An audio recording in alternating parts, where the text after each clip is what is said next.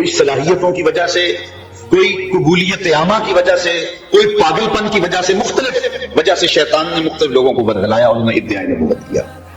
لیکن ان کو متبعین ان کے، کیونکہ اس طرح کے لوگ بڑے صلاحیتوں والے ہوتے تھے اور معاشرے میں مقبولیت کی وجہ سے انہوں نے یہ دعوے کیے تو مل گئے ان کو. لیکن اس کے بعد جب وہ چلے گئے تو کام ختم ہو گیا، کیونکہ ایک کانٹ کی ہنڈیا تھی، بس جو چولہے پہ ٹوٹ گئی، بات ختم ہو گیا. لیکن دو لوگ، بہاؤاللہ ایرانی اور مرزا غلام قادیانی، ان دونوں کے ماننے والے جھوٹے متبعین 100 سال گزرنے کے بعد بھی اب بھی موجود ہیں. تو اس کی کیا وجہ؟ تو اس کی سادی وجہ یہ ہے کہ مرزا قادیانی کو اور بہاؤاللہ کو جن لوگوں نے کھڑا کیا تھا، نو آبادیاتی وزارت کا نظم تھا، جنہوں نے یہ طے کیا کہ اگر ہمیں کوئی ایسے لوگ مل جائیں جو نبوت کا دعویٰ کریں، ان سے کچھ کام لیے جائیں، تو یہ ان کے پالتو لوگ تھے. تو یہ چلے بھی گئے تو نو آبادیاتی وزارت آج بھی ان لوگوں کی سرپرستی کر رہی ہے اور ان کو مال فراہم کر رہی ہے اور ان کی تقویت کا سبب. وہ ایک بدماش تھا جس نے کہا کہ مسلمانوں کو توڑنے کے لیے 4 چیزیں ان سے ختم کی جائیں تو ان کو توڑا جا سکتا ہے. یہ ناقابل تسخیر لوگ ہیں. دنیا کے اوپر بڑی قومیں آئیں، لیکن جب ان کی تہذیبیں مٹی تو دوبارہ اٹھ نہیں سکی. سلطنت روما کا کسی زمانے میں طوطی بولتا رہا. آل ساسان نے 3150 سال ایران پہ حکومت کی ہے. یکے بعد دیگری اس ایک خاندان کے 150 حکمران تخت نشین ہوئے. لیکن پھر دنیا آل ساسان کا نام بھی بھول گئی، ان کی قبروں کے نشان بھی باقی نہیں بچے. تہذیب اجڑی تو کچھ چیز باقی نہ بچی. سلطنت روما الٹ گئی تو ان کی شناخت بھی باقی نہ رہی. یہ کیا ہوا کہ ہم دلی میں بھی لٹے، ہم بغداد میں بھی لٹے، غرناطہ کے اندر بھی ہمیں ذبح کیا گیا. دجلہ 3 دن تک خون بن کے بہتا رہا. لیکن یہ امت پھر کھڑی ہو جاتی.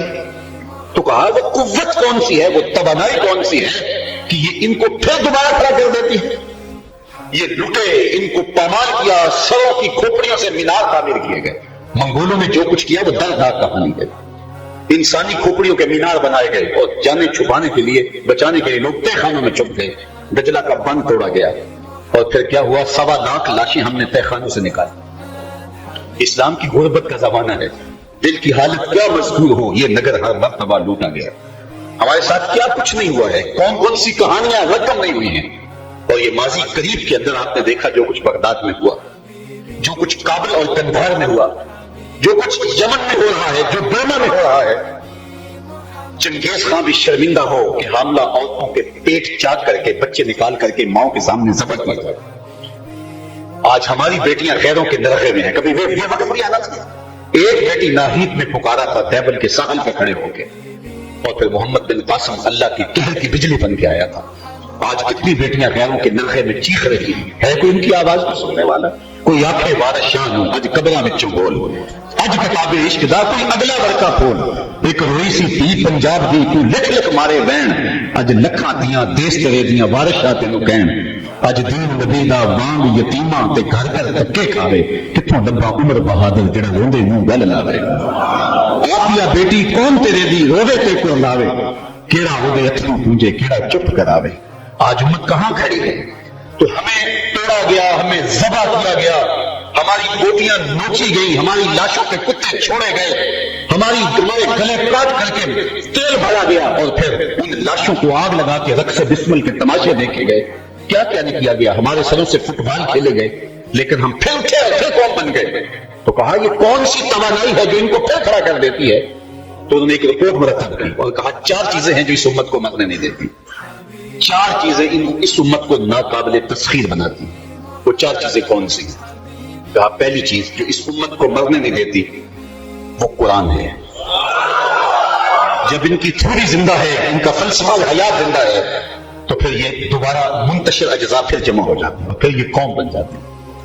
میں ماضی کی کہانی نہیں سناتا، ابھی چچینیا میں دیکھ لو، روس نے جس طرح استحصال کیا تھا، ان کے نام بھی مسلمانوں والے نہیں تھے. اور حالت یہ تھی کہ کسی کے گھر میں قرآن اگر ملتا اسے قتل کر دیا جاتا. کوئی قرآن پڑھتا دکھائی دیتا زبان کاٹ دی جاتی. کسی کے نام بھی مسلمانوں والے نہیں تھے، کسی کے گھر قرآن بھی نہیں تھا. مسجدوں کو تالے لگا دیے گئے، اور یہ 2-4-10 سالوں کی کہانی نہیں، طویل عرصہ نئی نسل نے جب آنکھ کھولی، نہ انہوں نے اذان سنی تھی، نہ انہوں نے قرآن کی تلاوت مسجدوں میں ہوتے دیکھی تھی، نہ انہوں نے خطبہ جمعہ ہوتے دیکھا تھا، نہ انہوں نے کوئی اسلامی نام سنا تھا. لیکن پھر کیا ہوا؟ اسلام پھوٹا کیسے؟ آج دیکھو جا کے لگتا ہے مرکز اسلام کا یہی ہے. تو یہ قوت ہے اسلام کی, یہ توانائی ہے اسلام کی, یہ اسلام کا زور ہے. تو نہ مٹ جائے گا ایران کے مٹ جانے سے.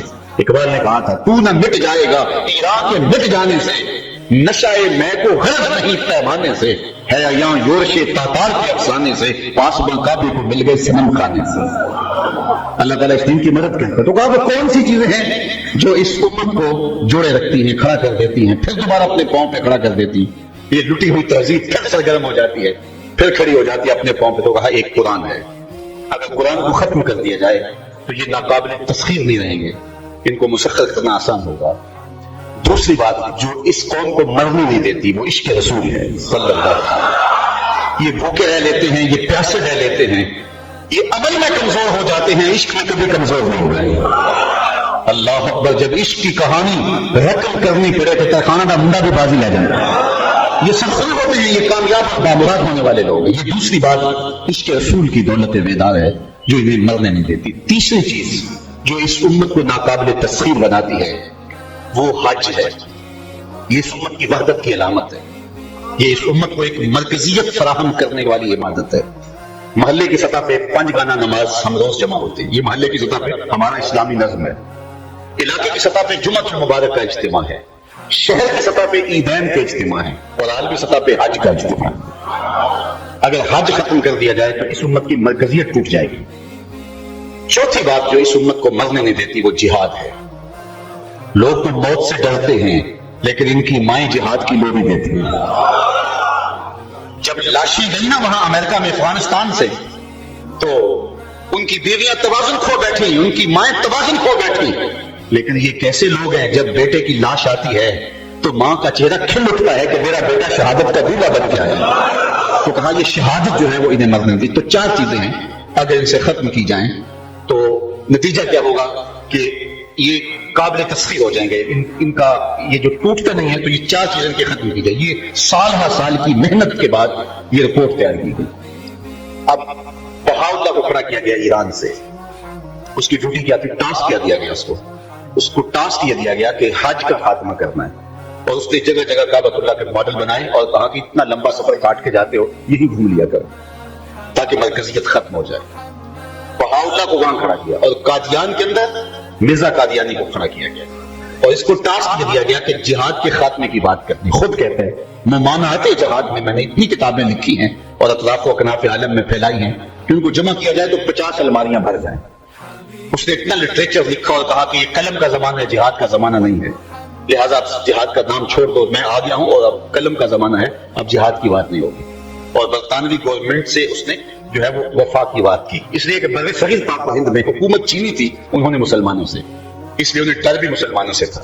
ہندو تو پہلے بھی غلام تھے, پہلے وہ مسلمانوں کے غلام تھے, اب وہ انگریزوں کے غلام ہو گئے. وہ کہتا ہے بیل چوری ہو گیا تھا, تو کسی نے بیل سے پوچھا تو چوری ہو گیا, میں نے پٹھی کھانے پا تو کما پا لیتا. تو وہ پہلے مسلمانوں کے غلام تھے, انگریزوں کے غلام ہو گئے, ان کو تو کوئی مسئلہ نہیں تھا, تو ڈر تھا مسلمانوں سے. فروغ آدم خاکی سے انجم سہ میں جاتے ہیں, یہ ٹوٹا ہوا تارا مہے کامل نہ ہو جائے, تو ڈر ان سے تھا. تو کہا جہاد کا جذبہ ختم کیا جائے, کیونکہ انہوں نے دیکھا تھا 1857 کی جنگ آزادی میں کہ پھانسی گھاٹوں کی طرح لوگ جھومتے ہوئے چلے جا رہے تھے. اللہ اکبر. تو کہا ان کا جذبہ جہاد ختم کیا جائے, تو مرزا قادیانی کو کھڑا کیا گیا. تو یہ کام تھا اس کا جہاد کی ممانعت کے لیے, اور اس کو سپورٹ کیا گیا. اور پھر تیسری بات, حضور کا عشق سینوں سے نکالا جائے, یہ ان کے لیے بڑا مشکل کام تھا. اب اس کے لیے کیا کیا جائے؟ اللہ اکبر. اب میں اس پر بہت لمبی گفتگو ہے, لیکن میں صرف ایک بات کی طرف آپ کو اشارہ کرنا چاہوں گا, اور وہ کہانی آپ کے لیے سمجھنے میں دقت نہیں ہوگی. ہر وہ راستہ جو حضور کی محبت کی طرف جاتا تھا اس راستے کے آگے بیریئر رکھتے ہیں. تو یہ پہلی بار ہے. علماء سے پوچھیے, معتزلہ بھی آئے, انہوں نے بھی اختلاف کیا, لیکن ان کا اختلاف ذات رسالت مآب کے حوالے سے نہیں تھا. خلق قرآن کا مسئلہ اٹھا, گناہ کبیرہ کا مرتکب کافر ہے یا مومن ہے یہ مسئلہ اٹھا, حرام رزق کہلائے گا یا نہیں کہلائے گا, اس طرح کے کلامی مسائل پر بات. مرجی آئے, لا ادری آئے, اندی آئے, کتنے لوگ آئے, باطنی فرقہ اٹھا, کتنے لوگ اٹھے, لیکن کبھی ایسا نہیں ہوا تھا کہ ذات رسالت مآب صلی اللہ علیہ وسلم پہ بات ہوئی. اور جب عشق رسول کی دولت سینوں سے چھیننے کی بات آئی تو پھر یہ فیصلہ کیا کہ ہر وہ راستہ جو حضور کی طرف جاتا ہے اس کو بند کیا جائے. اب عقیدہ شفاعت پر اوہام پیدا کیے گئے تاکہ یہ عقیدہ مسلمانوں کو حضور کے نیڑے کرے. तवस्सुल का रास्ता रोका गया कि आका का वसीला दे के दुआ मांगो तो करम दोबाला होता है और उम्मत को हुजूर से मोहब्बत पैदा होती है, ये रास्ता रोक दिया जाए। हयात तय्यबा हुजूर की मुबारक जिंदगी ये उम्मत को हुजूर से जोड़ने का जरिया है, इसमें जो है वो वहम पैदा कर दो और इस अकीदे को बदलने की कोशिश करो, ये अकीदा हुजूर अलैहिस्सलाम के करीब करता है। इस्तिगासा, तवस्सुल, निदा, ये वो सारी चीजें थी जो हुजूर अलैहिस्सलाम के करीब करती थी। अल्लाह अकबर। लेकिन ये फिर एक मंसूबा तराशा गया। वो जो बदमाश था, क्या नाम उसका, मिस्टर हैम्पटन, जो 4000 जासूस के साथ सल्तनत उस्मानिया को तोड़ने के टास्क पर आया था, उसकी यादाश्तें अब मुरतब और जो है उस छप भी गई हैं, उसके कुछ चैप्टर छप भी गए हैं। वो कहता है मुझे 16-17 पॉइंट्स पे काम करने पर कहा गया इस उम्मत को तोड़ने की है, सल्तनत उस्मानिया को कमजोर करने के लिए। और उनमें से बहुत सारी बातें, बल्कि वो एक दिलचस्प बात लिखता है कि जब मैं अरबी सीखने के लिए उस जमाने के एक शेख के पास गया और मेरा मकसद ये था अरबी सीख करके मैं उसको नफूज हासिल करूं और फिर कुछ लोगों को बरगला सकूंगा।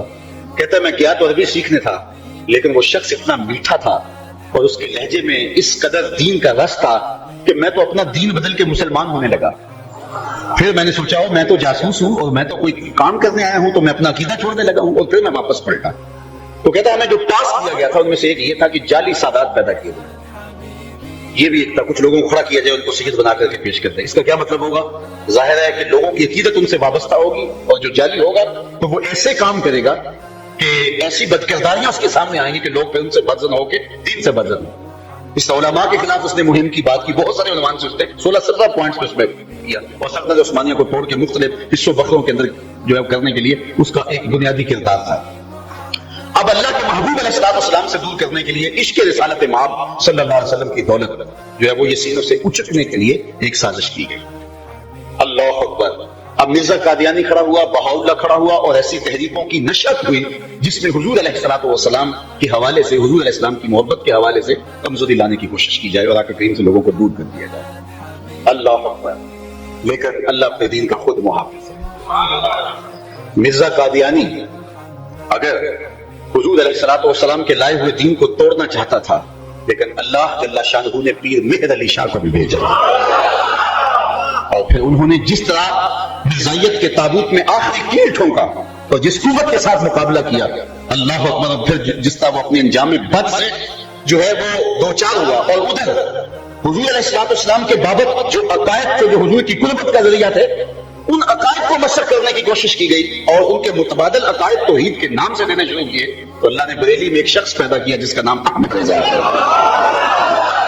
और फिर उन्होंने, उनके कलम जब चलता था तो लाशें तड़प तड़प के गिरती थी। अल्लाह ने वो कुव्वत दी, तवानाई दी। और फिर एक साजिश उस जमाने में की गई कि तसलसल के साथ गुस्ताखियां की जाएं ताकि इनके अंदर आहिस्ता आहिस्ता कुव्वत एहतजाज भी दम तोड़ जाए। अल्लाह अकबर। राजपाल से शरारतें करवाई गई, लेकिन फिर अल्लाह ने काम किससे लिया? ये अल्लाह का इंतखाब है, ये उसका इंतखाब है, वो जिससे चाहे काम ले ले। और फिर वो इल्मुद्दीन जिसे जानता कोई नहीं था। अल्लाह अकबर। थोड़ी देर कबल वो लोहार वाली दुकान पे ठक ठक कर रहा था, फिर चंद लम्हे गुजरे, करोड़ों सीनों में धक धक कर रहा था। वो लम्हे हमें नहीं भूलते, वो घड़ियां हमें नहीं भूलती जब हजरत अमीर मिल्लत जनाजे में सर झुकाए चले। वो मीडिया का जमाना नहीं था। 6 लाख लोग उस फकीर के जनाजे में, उस जमाने में 6 लाख लोग उस फकीर के जनाजे में थे। अमीर मिल्लत अलैहि रहमा भी गर्दन झुकाए चल रहे थे। फिर आपने एक तारीखी जुमला कहा जो तारीख के रिकॉर्ड पे है। आपने कहा लोगों, मैंने बड़े बड़े बादशाहों की कहानियां पढ़ी है, मेरे दिल में कभी उमंग नहीं जागी कि फलां बादशाह मैं होता। फकीर खुद शहनशाह होता। कहा मैं बड़े बड़े पहलवानों के किस्से पढ़े हैं, उस जमाने में पहलवानी का भी शौक लोगों को था, लेकिन मेरे दिल में कभी ये उमंग भी नहीं जागी कि फलां पहलवान मैं होता। फिर फरमाने लगे हाँ, मैंने बड़े बड़े वलियों के किस्से पढ़े हैं, मेरे दिल में ये तमन्ना भी पैदा नहीं हुई कि फलां वली मैं होता, लेकिन पता नहीं आज मेरे दिल में क्यों रह के ख्याल आ रहा है कि आज इस चारपाई पर मैं होता। ये इज्जत है। हक तकलीम के शहनशाह को वो इज्जत नहीं मिली जो उस फकीर को नसीब हुई। जब कफन की तलियां खोलने लगे, जब गाजी साहब रहमतुल्लाह ताला अलैह को कब्र में उतारा ना, तो उतारने वाले लोगों में सर मोहम्मद शफी साहब थे, मोहम्मद हुसैन मालूदा साहब थे और अल्लामा इकबाल खुद तिलावत में उतारा। तो कफन की तलियां खोली तो इकबाल ने एक तारीखी जुमला का, आंखें छमछम आंसू बरस रहे थे और कहा गाजी तेरी वसीयत को हमने पूरा कर दिया। गाजी की वसीयत ये थी कि मुझे म्यानी साहब ने दफन किया जाए। नक्शे अमन का बहाना बना के मियां वाली दफन कर दिया गया। फिर बाकायदा एक तहरीक चली कि हम वहां से उनको लाहौर लेके आएंगे। اور پھر 1 مہینہ تک مسلسل تحریک زور پہ چلتی رہی اور حکومت نے گھٹنے ٹیک دیے، اور پھر وہاں سے ان کی قبر کشائی ہوئی۔ تاریخ کہتی ہے جب میاں والی میں غازی کی قبر کھلی نا، پورا میاں والی خوشبوؤں سے مہکنے لگا، اور پھر وہاں سے غازی صاحب کو نظریہ ریل اس زمانے میں لایا گیا، اور وہ وصیت تھی وہ پوری ہوگی۔ جب قبر میں اتارنے لگے تو علامہ اقبال نے کہا غازی جو تیری وصیت تھی وہ ہم نے پوری کر دی، اب ایک کام تو نے بھی کرنا ہے، اور ساتھ رو رہے تھے، تنیہ کھول رہے تھے، کہا غازی جب لاحق میں رسول اللہ آئے تو اقبال کا حضور کو سلام کہتے ہیں، اللہ اکبر۔ اور پھر جب مٹی ڈال کر کے کہتے اقبال ہاتھ ملتے جا رہے تھے، ساتھ کہتے لوگ کو ایسی گلیں ہی کرتے رہ گئے، ترکھانہ کا منڈا بازی لے گئے، اللہ اکبر۔ تو یہ اللہ اپنے دین کا خود محافظ ہے، خود محافظ ہے اپنے دین کا۔ اچھا، جو دشمن ہوتا ہے وہ پلان اے کے بعد پلان بی بھی رکھتا ہے، اگر ایک پلان ناکام ہو جائے تو پھر دوسرا۔ جہاد کے خاتمے کے لیے کھڑا کیا گیا تھا مرزا کو، اب وہ کامیاب نہیں ہو سکا، چند لوگ متاثر ہوئے، اگر لاکھوں بھی ہیں تو پھر کروڑوں میں لاکھوں چند ہی، اور بغاؤ اللہ کی سازش بھی ناکام ہوگی، وہاں ایران کے اندر دھری کی دھری رہ گئی، اسی طرح باقی سازشیں ساری ناکام ہو گئی۔ تو پلان بھی کیا ہے؟ پلان بھی یہ تھا کہ جہاد ختم مرزا کے ذریعے سے نہیں ہو سکا، اور یہ ختم ہو بھی نہیں سکتا، اب اس کو بدنام کر دیا جائے۔ اب جہاد کو بدنام کرنے کے لیے داعش جیسی تنظیمیں کھڑی ہوئی۔ دشمن ہمارا خاموش نہیں بیٹھا، اور پھر سروں کو کاٹ کر کے قبروں سے لاشوں کو نکال کر کے چوراہوں میں لٹکایا گیا، اور پھر سروں سے فٹ بال کھیل کے لوگوں کو بتایا گیا یہ جہاد ہوتا ہے، اور پوری دنیا کے اوپر جو ہے پھر اس کی میڈیا کے ذریعے سے مہم چلائی گئی، اور لوگوں کو بتایا کہ یہ جہاد ہوتا ہے۔ تو جہاد کو ختم تو نہ کیا جا سکا، پلان بی کے طور پہ جو ہے وہ دوسرا منصوبہ یہ لایا کہ جہاد کو بدنام کر دیا جائے۔ اسی طرح حج کو ختم تو نہیں کیا جا سکا، لیکن ایسے لوگ ذمہ دار مقرر کر دیے جائیں وہاں اپنی خواہشوں اور مرضیوں اور اپنی رضاؤں سے، اللہ اکبر، کہ حج رسم رہ جائے، حج کی وہ مرکزیت اور حج کا مقصود باقی نہ رہے۔ مجھے بتاؤ کیا حرم کا خادم امریکہ مقرر کرے گا؟ اور پھر وہ ہمارے لیے جو ہے وہ ہمارا روحانی مرکز کا رہنما ہوگا؟ کیا ہم کھلی آنکھوں سے یہ منظر نہیں دیکھ رہے؟ حج کا اجتماع ہو اور مسلمانوں کے بچے پیٹوں سے نکال کر کے ذبح کیے جا رہے ہوں برما میں، اور عورتوں کی چھاتیاں کاٹی جا رہی ہوں، اور ماں اور بھائیوں کے سامنے بہنوں کی آبروئیں لوٹی جا رہی ہوں، اور حج کے خطبے میں نہ ذکر ہو اور نہ ان کے لیے دعا مانگی جائے، تو پھر حج کے کیا مقاصد پورے ہو جاتے ہیں؟ اقبال تو اس دور میں چیخا تھا جب سلطنت عثمانیہ ٹوٹی تھی اور حج اپنی مقصدیت اور اپنے اس پیغام اور مشن سے ہٹ گیا تھا، تو آج اقبال ہوتا تو کیا کہتا؟ اس زمانے میں اقبال نے کہا تھا، اقبال یہ پوچھے کوئی زائرین حرم سے، اقبال کوئی پوچھے یہ زائرین حرم سے، حرم کا تحفہ کیا زمزم کے سوا کچھ اور نہیں؟ کہ جو حاجی آتا ہے میں پانی ہی دیتا ہے، میں کھجوریں کھلاتا ہے، وہاں سے اور کیا لے کر آئے ہو؟ وہ ایک پیغام ملنا تھا جو پوری دنیا میں پھیلنا تھا، اور امت کی نفرت کا ذریعہ تھا حج، لیکن حج ایک رسم بن کے رہ گیا۔ اور اقبال نے اس وقت کہا تھا واعظ قوم کی وہ پختہ خیالی نہ رہی، اللہ اکبر، واعظ قوم کی وہ پختہ خیالی نہ رہی، برق طبعی نہ رہی، شعلہ میں کالی نہ رہی، رہ گئی رسم آزاں روح بلالی نہ رہی، فلسفہ رہ گیا تلقین غزالی نہ رہی، مسجد مرثیہ خواہیں کہ نمازی نہ رہے، یعنی صاحب اوصاف وہ حجازی نہ رہے۔ صاحب آج ہم کہاں ہے؟ ختم نبوت کا پیغام یہ ہے کہ اپنے آقا کے لیے اپنا سب کچھ حاضر کر دیں، ہم جیے تو حضور کے لیے، ہم مریں تو حضور کے لیے، اپنی نسلوں کو حضور کا نوکر بنائیں، اپنے گھروں میں ختم نبوت کے شعور کو اجاگر کریں، اپنے کردار اخلاق کو اتنا ستھرا اور پاکیزہ کریں کہ لوگ دور سے دیکھ کے کہیں کہ یہ محمد عربی کا غلام آ رہا ہے، اپنی زندگی کو اچھا بنائیں، غیرت کی زندگی جینے کا سلیقہ سیکھیں، اور باہمی اتحاد اور یگانگت کے ساتھ ہم آگے بڑھ سکیں گے۔ گروہوں میں، ٹولیوں میں تقسیم ہو کر کے ہم اپنی طاقت منتشر تو کر لیں گے، لیکن ہم کچھ بھی نہیں کر سکتے، لیکن جب ہم یکجا ہو کے آگے بڑھیں گے تو پھر پوری دنیا کے اوپر غلبہ حضور کے دین کا ہی ہوگا انشاءاللہ۔ اور اگر یہ ہم نہیں کریں گے تو سن لو، اگر ہم نہیں کریں گے تو ہمیں مٹا دیا جائے گا، ہماری جگہ اور لوگ آئیں گے جو یہ کام کریں گے۔ اور ہم نے کتب حدیث میں پڑھا ہے، کتاب الفتن دیکھیے، کتاب الملاحم دیکھیے، یہ حدیث موجود ہے کہ اللہ تعالیٰ وہ وقت لائے گا اس امت کے اوپر، اور ایک گھڑی آئے گی کہ پتھر بھی اور درخت بھی دوسروں کا ساتھ نہیں دیں گے، اور ایک وقت آئے گا کائنات کی کوئی چھت ایسی نہیں ہوگی جہاں میرے حضور کے نام کا جھنڈا نہیں ہوگا، ذکر میرے حضور کا ہی ہوگا، گلی گلی تذکرہ انہی کا ہوگا۔ اس لیے ہمیں اپنے حصے کا کام کرنا ہے، جو ہماری ذمہ داری ہے اس کو ہم نے نبھانا ہے، آگے بڑھنا ہے اور بڑھتے ہی چلے جانا ہے۔ رہ نہ برتے شوق ہے منزل نہ کر قبول، لیلا بھی ہم نشیں ہو تو محمل نہ کر قبول۔ یہ مغرب نے اس وقت ہمیں 5 مطالبے دیے ہیں، اور کہا کہ یہ 5 کام تم کرنے ہیں، اور ہم جو ہے وہ اپنی آمادگی کا اظہار بھی کر چکے ہیں۔ ان میں سے 295 کا خاتمہ بھی ہے اور باقی 4 مطالبے ہیں. اس میں پاکستان کی فوج بھی بڑی دکھتی ہے کہ پاکستان کی فوج کے انسانی حقوق کی پامالی پر بھی رپورٹ تیار کی جائے، وہ بھی ہمیں دی جائے. 5 اس وقت مطالبے پیش کیے گئے ہیں. ختم نبوت کا معاملہ ابھی پڑا ہوا ہے اور یہ کتنے چلاک لوگ ہیں، نالے چور نالے چاتر. کہتے ہیں یہ لوگ یہاں کیا لینے بیٹھے ہوئے ہیں؟ اور میاں ٹاکے تم ڈالو، تمہیں کوئی پوچھے بھی نہ. مذاکرات کی میز بچھاؤ اور بات کرو، اور تمہیں بات کرنا پڑے گی. یہ حضور کے غلاموں کا ملک ہے، یہ حضور کے دین کے متوالوں کا ملک ہے. یہ وقت آنے والا ہے. تو یہ 5 مطالبے اس وقت مغرب کی جانب سے ہمارے نام کیے جا رہے ہیں. تو ہمیں پوری قوت کے ساتھ شعور سے جینے کا سلیقہ سیکھنا ہوگا. میں آپ کی آمین کے ساتھ یہ دعا بھی مانگنا چاہتا ہوں کہ اللہ امت کو وحدت کا نور عطا کرے اور ایسے حالات پیدا ہو جائیں اور اس طرح کے اسباب میسر آ جائیں کہ جتنی بھی دینی قوتیں ہیں وہ ایک پلیٹ فارم پہ آ جائیں. کیونکہ یہ حضور کے نام کا مسئلہ ہے اور یہاں اگر سارے لوگ ایک پیج پہ ہوں گے تو پھر اس کے نتائج ہمارے سامنے ہوں گے. اللہ اس امت کو کھویا ہوا وقار دے. اقبال کے سارے کلام کا رس نچوڑو تو جوس یہ نکلتا ہے کہ محمد سے وفا تو نے تو ہم تیرے ہیں. یہ جہاں چیز ہے کیا لوح و قلم. اقبال کہتا ہے حضور سے وفا کرو پھر قلم بھی تمہیں دے دیں گے، تختی بھی تمہیں دے دیں گے. پھر تمہاری تقدیر کے فیصلے واشنگٹن میں نہیں ہوں گے بلکہ خدا بندے سے خود پوچھے گا بتا تیری رضا کیا. لیکن شرط کیا ہے؟ وفا حضور سے کرو. تو جینا ہے تو حضور کے لیے، مرنا ہے تو حضور کے لیے. ایک تو ہوتے ہیں میری آساں دا سہارا، 10 کنوں کرا جے تینوں نہ کرا یار. تو میری تو زندگی کا، آپ کی تو زندگی کا نام، ہماری تو ماں نے لوریاں حضور کے نام کی دی. علامہ اقبال کہا کرتے تھے نام ہے تو از پدر آموختم. حضور آپ کا نام میں نے اپنے باپ سے سیکھا تھا. ہماری ماں نے حضور کے نام کی لوریاں دی ہوئی ہیں. اس لیے آج بھی تو کل انشاءاللہ اس ملک کا مقدر ہے کہ اس ملک میں نظام مصطفیٰ کا طلوع ہوگا اور حضور کا نظام اس ملک کے اندر نافذ ہوگا. آپ کے سینوں میں جذبات امٹ رہے تھے اور لبوں پہ نعرے مچلنا چاہ رہے تھے، لیکن میرا ایک اپنا مزاج ہے. اس کا یہ مطلب نہیں کہ میں نعروں کا مخالف ہوں. نعروں کے تسلسل سے میری تقریر کا تسلسل ٹوٹ جاتا ہے، لیکن آپ کا اپنا ایک ذوق تھا. چلو میرے ساتھ اب ایک نعرہ لگا لیجئے گا اور میں آپ خود نعرہ لگاؤں گا، لیکن نعرہ تڑپتی بجلیوں کے ماحول میں لگے.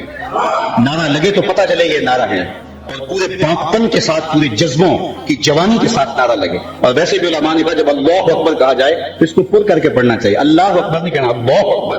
اس کے اندر روب ہے تو پورے پاکپن کے ساتھ یہ حال گونج اٹھے اور یہ نعرہ ایک پیغام بھی ہو اور یہ نعرہ جذبوں کا اظہار بھی ہو اور محبتوں کا سلیقہ بھی، حضور کی چوکھٹ پہ سلامی بھی ہو. نعرہ تکبیر، نعرہ رسالت، نعرہ رسالت.